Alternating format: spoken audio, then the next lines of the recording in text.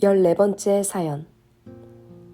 홍길동 작전 중 굴 속에서 적과 맞닥뜨린 이야기. 사격전으로 아수라장이 되었다. 1967년 베트남 전쟁 홍길동 작전 6일째에 산악 밀림 속 수색 작전을 하게 되었다. 전날 밤 강한 바람이 불 때 텐트를 치고 하루 저녁 머물던 곳에서 모두 이동하여 이튿날 아침 일찍 우리 1소대는 능선에서 계곡을 향해 밀림 지역을 헤치며 내려가고 있었다. 그곳은 월맹군 주력 부대들이 거쳐야 할 가능성이 높은 지역이라고 예측했던 곳이었다. 전날 밤에 머물렀던 곳에서 출발한 지 5분도 채 안 되어 앞서가던 1분대 지역에서 아군의 총소리가 따다당 연발로 계속 났다. 우리 2분대는 1분대와 합류하여 적을 향해 사격을 퍼부었다. 최인남 소대장은 표범 같은 동작으로 재빨리 뛰어내려와 큰 바위에 올라 작전 지휘를 하기 시작했다. 우리의 목표 지역은 시골 집채만한 돌들로 뒤덮여 있었다. 이어 1분대, 2분대, 3분대 병력의 반 이상은 바위가 이리저리 얽혀 천연동굴이 이루어진 곳에 들어가 대항하는 적들과 시간이 흐르는 줄 모르게 긴 시간을 교전했다. 적은 바위 밑에 있었고 아군은 바위 위를 덮치고 있었다. 바위와 바위의 틈 사이로 5m 아래를 내려다보니 적들이 우왕좌왕하며 자기들끼리 소리를 지르며 당황해하는 모습이 보였다. 이를 본 전우들은 총탄을 마구 퍼붓고 수류탄을 마구 까 던졌다. 적들도 극적으로 대항하며 우리를 향해서 기관총을 마구 쏴댔다. 바위 밑에서 뻥 뚫린 곳으로 월맹군들은 우리를 향해 총을 마구 쏘았다. 여기저기서 소리를 지르고 난리였다. 그야말로 아수라장이었다. 굴 속에서 만난 적과 서로 총을 겨누다 하나님이 살려주셔서 적을 생포할 수 있었다. 나는 유탄 발사기 총을 소지하였기에 쏘지 못하고 있었다.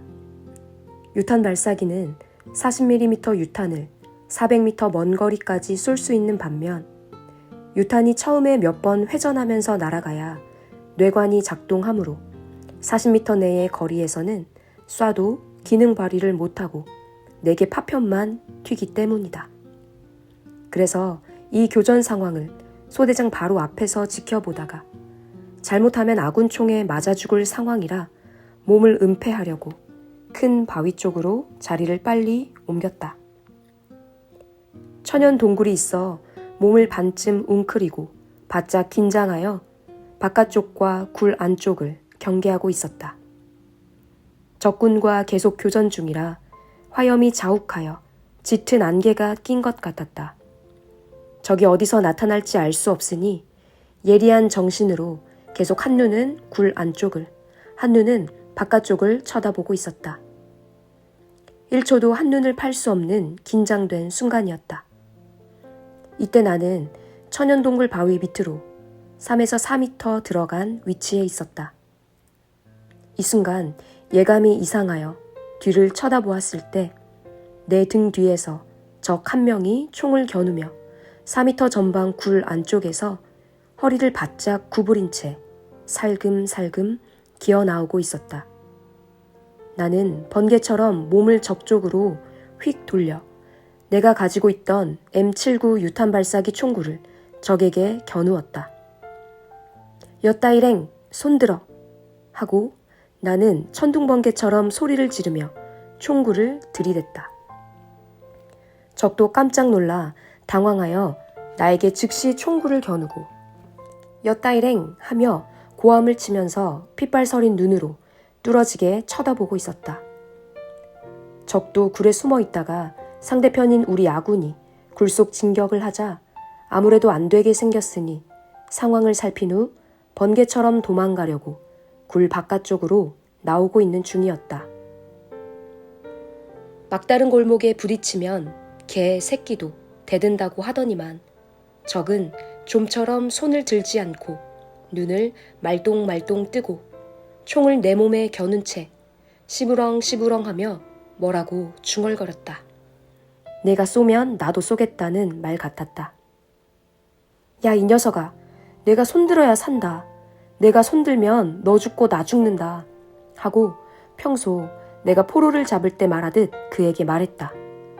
적이 내 말을 알아듣든지 못 알아듣든지 그때 내 입에서 나오는 대로 말했다. 저놈은 못 알아들어도 하나님만은 나의 태도를 아시고 적을 통해 대해주신다고 생각했다. 그 순간 우리는 서로 눈싸움을 하며 맞붙었다. 적은 장총을 들고 있었다. 장총은 총열이 길지만 연발총은 아니다. 그러나 목표물을 정확하게 맞히는 총이다. 나는 M79 유탄 발사기만 소지했기 때문에 가까이에서 쏘면 나도 죽기에 쏠 수 없는 불리한 입장이었다. 이 순간 둘 중에 하나가 손을 들어야 서로 총을 쏘지 않고 살게 되는 것이다. 하지만 나도 그도 좀처럼 손을 들지 않고 머리끝을 세우며 피차 죽음의 공포 속에 총을 겨누면서 서 있었다. 순간 상황을 잘못 판단하면 꼭 둘 중에 하나가 죽든지 둘 다 죽는 판국이었다. 하나가 살려면 먼저 쏘는 자가 살게 되고 둘 다 살려면 둘 중에 하나가 손을 들었을 때 총을 쏘지 않고 상대를 자기 목숨같이 사랑하는 방법밖에 없었다. 누가 보는 자도 없었고 말릴 자도 없었다. 오직 쳐다보는 자가 있다면 하나님과 예수님, 그리고 하나님이 보내신 수호천사들이었다. 이 순간 나는 하나님과 예수님을 부르며 죽음에서 둘 다 살려달라고 하였다. 나와 베트콩은 움직이기만 하면 자기를 쏘는 줄 알고 서로가 꼼짝도 못하고 눈을 깜짝하지도 않고 초긴장하여 서로를 꿰뚫어 보기만 했다. 시간을 끌면 끌수록 내 생명은 더욱 불리했다. 물론 나야 그를 쏘지 않지만 베트콩은 나를 쏠 수밖에 없기 때문이다.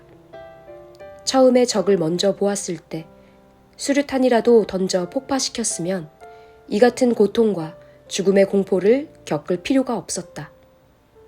하지만 적의 생명을 살리려다 이 같은 죽음의 공포와 애간장 타는 상황을 당한 것이었다. 그렇다. 원수를 살려주려 하니 원수로 인하여 이 같은 고통을 겪는 것이다. 고로 100사람 죽이기는 쉬워도 한 사람 살리기는 어려운 것이다. 나는 그 순간 뒤로 도망가려야 도망갈 수도 없어 내 운명을 하나님께 맡기고 내가 먼저 총구를 내리면서 무섭게 쳐다보는 적을 향해 한 발 한 발 걸어갔다. 결국 내 진정한 사랑 앞에 베트콩도 한 손으로 총을 들고 다른 한 손은 항복한다는 듯이 머리 위로 올렸다. 나는 순간 제압하여 적의 총을 뺏고 양손을 묶으려 뒤로 젖혔는데 묶을 끈이 없었다. 내 총 끈을 풀어 묶으려고 했으나 급히 끌러지지 않았다.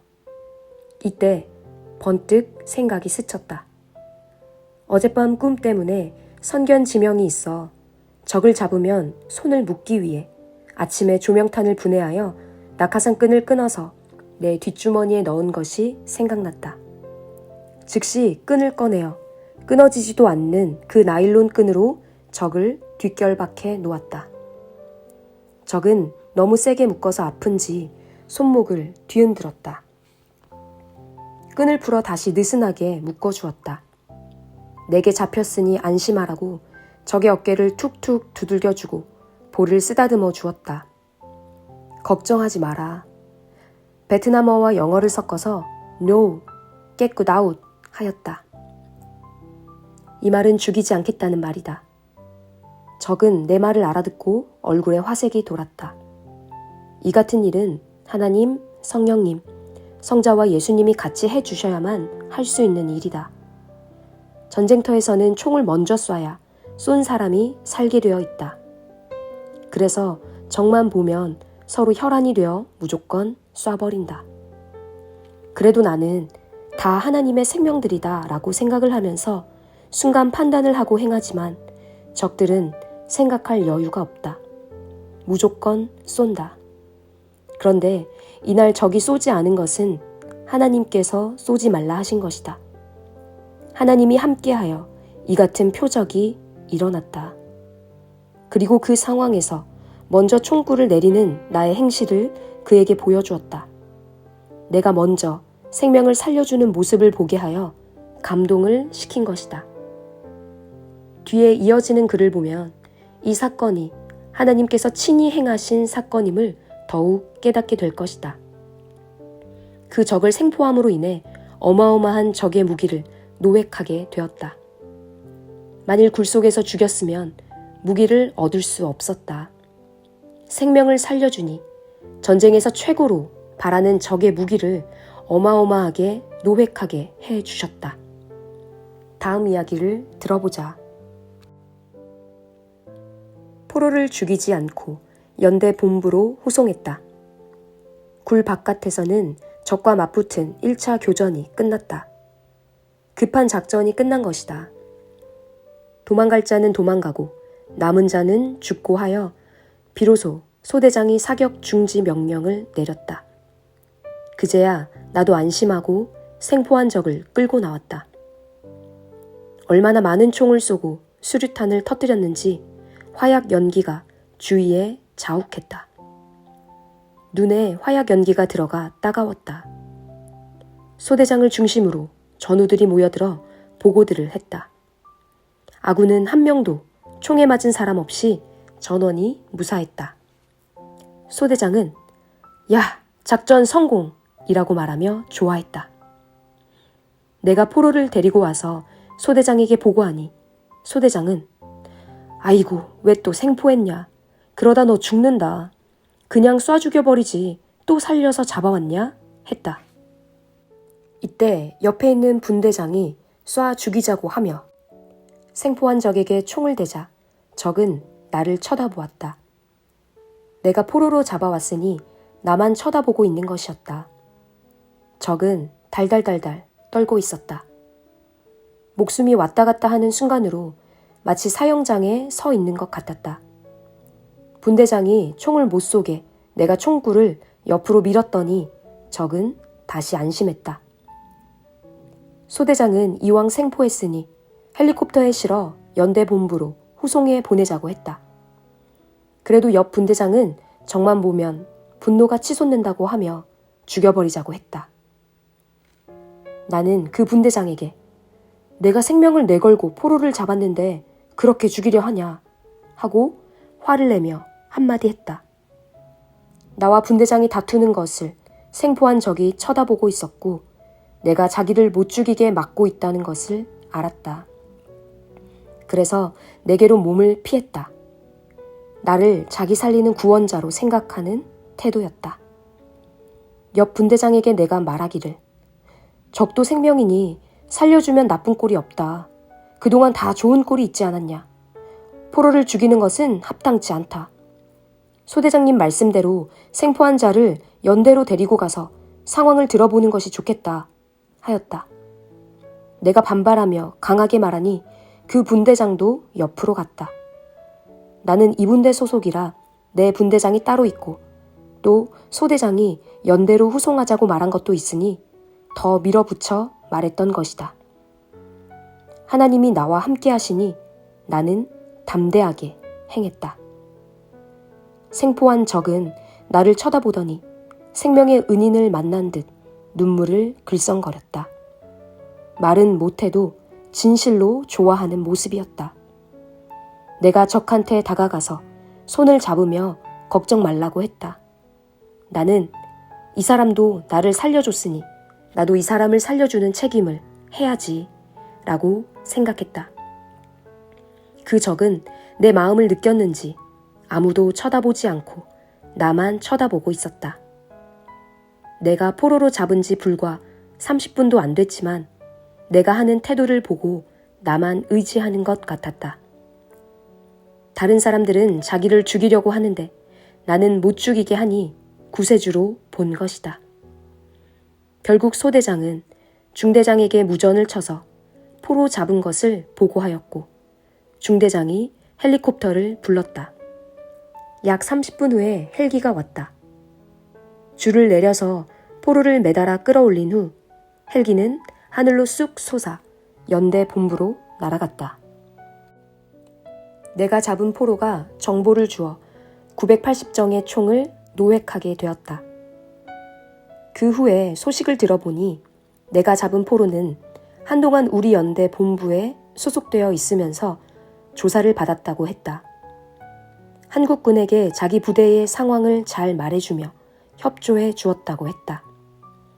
내가 포로로 잡은 이 베트콩은 일반 전투원이 아니라 적 부대에서 중직을 맡은 자였는데 월맹군 95연대 본부에서 정보를 다루는 사명을 하고 행정일도 했다고 말하며 자기가 알고 있는 엄청난 정보를 우리에게 순순히 전해주었다고 했다. 하마터면 그가 나를 쏴 죽일 뻔했지만 전쟁터에서 불꽃 같은 눈으로 나를 지켜주신 전지전능하신 하나님이 내 생명을 그날 또 보호하여 살려주신 것을 나는 잊을 수가 없다. 그날 내가 죽었더라면 지금 존재할 수 없었는데 생각할수록 나를 살려주신 하나님께 지금껏 감사할 수밖에 없다. 그때로부터 50년이 지나 한 지휘관의 증언을 자세히 전해 듣게 되었다. 당시 백마 28년대 1대대를 지휘했던 이영우 대대장은 그날 홍길동 작전 중 굴에서 잡은 포로를 신문하여 포로가 무기고를 밝힘으로 삼중대가 획득한 소총은 980정이었다. 일개중대가 작전하여 얻은 것으로는 너무나 엄청난 양이었고 이로써 삼중대는 노획무기 980정을 돌파한 첫 부대가 되었다. 그래서 전과로 기록할 때는 다른 부대의 사기도 고려하여 전공을 나눠줘서 각 부대가 같이 노획한 것으로 하라고 상관이 지시할 정도였다. 라고 말했다. 결국 그 총들은 내가 적을 포로로 잡아서 노획하게 된 것이었다. 하나님이 나와 함께하여서 나도 살고 적도 살려줌으로 최고의 전과를 올리게 하셨다. 만일 내가 적을 죽였거나 적이 나를 죽이고 도망쳤으면 이 총을 노획할 수 없었다. 내가 포로로 잡은 베트콩이 적군의 총을 숨겨놓은 동굴 내부를 세밀히 가르쳐줘서 굴 속에 기름칠하여 쌓아놓은 총들을 노획한 것이다. 결국 평화롭게 생명을 사랑하면서 전쟁을 하였기에 이 엄청난 980정의 총을 내가 노획하게 된 것이다. 하나님이 나를 쓰고 행하셨다. 생명을 사랑하고 구해주니 그같이 적의 무기를 노획하는 축복을 주신 것이다. 만일 내가 잡아온 포로를 죽였다면 그의 진술이 없으니 적의 무기창고가 어디에 있는지 아무도 찾지 못했을 거라고 했다. 그 베트콩을 홍길동 작전에서 잡았다 하여 그에게 홍길동이라는 이름까지 지어주었다. 대개 베트콩들은 무기가 부족해서 2명에서 4명당 한 정의 총을 갖고 싸우는 경우가 많았으니 총 980정이면 베트콩을 최대 4,000명까지 무장시킬 수 있는 양이었다. 게다가 홍길동 작전에서 우리가 실제로 맞닥뜨린 월맹 정규군 95연대는 다른 베트콩들보다 전투력이 더 막강했으므로 그들이 가진 총기 한정으로 한국군 4-5명은 거뜬히 사살할 수 있는 힘이 있었다. 그런데 내가 적을 죽이는 대신 위험을 무릅쓰고 적을 생포해 오니 그에게서 비밀을 캐내어 우리 삼중대는 월맹군이 숨겨놓은 그 많은 총을 노획하는 전공을 세우게 되고 이는 결국 한국군의 피해를 막고 수천 명의 생명을 살린 격이 된 것이다. 이와 같이 하나님은 전쟁터에서도 내가 생명 사랑을 실천하도록 도우셨고 이를 통해 수많은 아군들을 보호하고 살리신 표적을 보여주셨다. 이 모든 일은 전능하신 하나님과 그 순간 나를 감동시킨 성령님 그리고 예수님이 해주셨다. 이날 하나님이 나와 함께하지 않았으면 동굴에서 적이 내 뒤통수를 먼저 봤으니 먼저 총을 쐈을 것이다. 그러면 나는 현장에서 죽었다. 전지전능하신 하나님이 미리 아시고 그 적을 나에게 붙여 생명을 살려주면서 포로로 잡게 한 것이다. 또 내가 포로로 잡을 때 그가 총을 못 쏘게 역사하신 것이다. 자기가 죽는 판국에 누가 총을 안 쏠 자가 있으랴. 하나님만이 전지전능하셔서 행하신 일이었다. 진실로 내가 믿는 하나님, 성령님, 성자와 예수님이 천사들과 함께 행하신 일이로다. 그 후에 알고 보니 그 적도 교회 다니던 사람이었다. 그날 40여 분 봤지만 마치 40년 동안 같이 살아온 옆집 사람처럼 친근하게 느껴져 그의 인상을 잊을 수 없다. 키는 173cm 정도 되었고 얼굴은 깡마르고 긴 형이었다. 그는 그날로부터 적이 아니라 아군 편이 되어서 편안하게 살았다 한다. 하나님이 함께 하셨기에 홍길동 작전의 성과가 컸다. 베트남 전쟁 한국군 주요 작전 중에서도 홍길동 작전은 유명한 작전으로 남아있다. 이 홍길동 작전에서 우리 소대가 적의 핵심 기지를 쳐 소탕했고 그날 우리 아군은 한 명도 다친 자가 없었다. 또 그때 내가 잡은 포로로 인해 결국 적의 무기를 최고로 많이 노획한 작전이 되었다. 그날 소탕 작전이 끝나고 나서 나와 전우들은 2차 작전으로 동굴 수색에 나섰는데 굴 속에서 적의 많은 노획물들을 찾아내어 헬기가 와서 실어갔다. 다음 날 동굴 재수색을 할 때는 굴속 바위 뒤쪽에 숨어있던 적들을 찾게 되어 전우들이 총을 쏴서 20m 바위 절벽으로 떨어뜨렸다. 또 다른 굴에 들어갔을 때 발견한 카키복은 견장에 별이 2개나 붙어있는 것으로 보아 틀림없이 장군의 옷이었다. 그래서 별이 달린 옷과 소지품, 비밀 문서들은 특별히 챙겨서 가지고 나왔다. 이에 관한 자세한 이야기는 내가 쓴 베트남 전쟁 책에 기록돼 있다. 이와 같이 홍길동 작전은 하나님이 함께하여 이기게 해주신 작전이었다. 생명을 사랑하고 원수를 사랑함이 이렇게도 크다. 나는 이때뿐 아니라 다른 작전에서도 사랑의 전쟁을 하였다. 내가 이 일을 확실하게 겪었으니 또 생명의 은혜를 입었으니 이를 증거하며 쓴다. 하나님은 지구 세상에서 네가 증거 안 하면 누가 하겠느냐. 글로 써서 이같이 모든 사람들의 생명을 살려준 것을 깨닫게 하자라고 말씀하셨다. 하나님이 우리의 육신뿐만 아니라 영의 생명 또한 살려주셨으니 더 감사해야겠다. 육을 살려주면 일생을 살고 영을 살려주면 영원히 살기 때문이다.